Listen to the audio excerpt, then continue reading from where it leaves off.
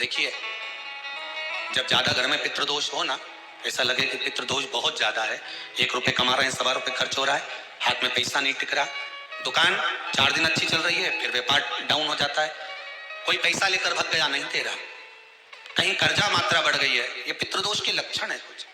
इसमें आपके घर में जो भी रुद्राक्ष पड़ा हो, जो भी रुद्राक्ष रखा हो, क्योंकि संभाल के तो आप रखते नहीं, पटक देते यहां, जो भी रुद्राक्ष आपके घर में रखा हुआ, एक पानी के पात्र में उस रुद्राक्ष को डाल दीजिए, उसमें 1 चावल का दाना डाल दीजिए।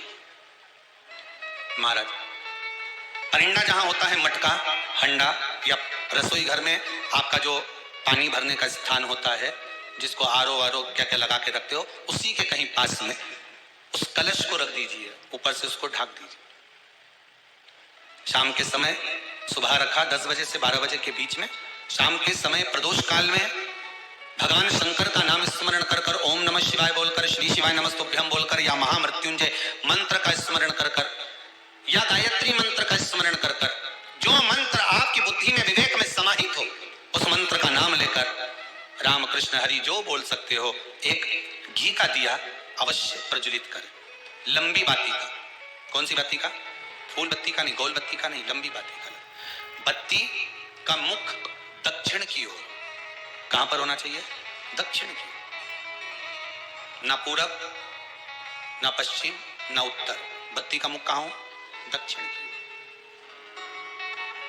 जैसे श्राद्ध पक्ष में ब्राह्मण को जब भोजन कराते हैं तो ब्राह्मण का मुख श्राद्ध पक्ष के भोजन कराते समय अगर पूरब, पश्चिम और उत्तर का होता है तो श्राद्ध के भोजन का फल नहीं मिलता, उसका मुख दक्षिण का होता है तो हमारे घर के जितने भी पितर उस तिथि में गए होते हैं सबको उसका भाग मिल जाता है और पितृदोष समाप्त हो जाता है। इसलिए ब्राह्मण का मुख श्राद्ध पक्ष में भोजन कराते समय दक्षिण का होना चाहिए।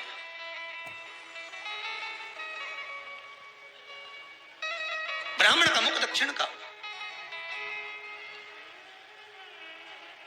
यहां तक शास्त्र कहता है, महाराज अगर गौ माता को श्राद्ध पक्ष में अगर भोजन दे रहे हो तो गाय का मुख अगर दक्षिण का है, गाय का, आपका मुख भले उत्तर का हो, गाय का मुख दक्षिण का हो, आपका मुख भले पूरा पश्चिम नहीं का, गाय का मुख अगर दक्षिण में, अगर आपने दक्षिण में गाय को खड़ी कर रखा है और दक्षिण में उसका मुख और आप भोजन दे रहे हो तो शास्त्र कहता है कि किसी पिंड की जरूरत नहीं पड़ती, गाय स्वतः कल्याण कर देती है, गौ माता स्वतः कल्याण। दक्षिण मुखी हो तो दिए की जो बाती का मुख कहां होना चाहिए? दक्षिण का। और दक्षिण का मुख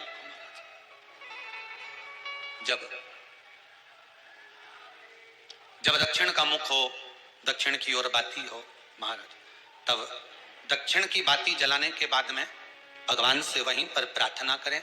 जो कलश रखा है उसके ऊपर जो प्लेट रखी है, ढका गया है, वहां अपना सीधा हाथ रखें और अपने पूर्वजों का, अपने पितरों का स्मरण करें कि मेरे धन को लेकर कोई चले गया, मेरा व्यापार ऐसा चल रहा है, मेरा घर में बच्चों का विवाह नहीं हो रहा है, या घर में इतनी अशांति है या तकलीफ है या कष्ट है, ये सब का स्मरण कर कर उस कलश को रात्रि भर रखे रहने दें।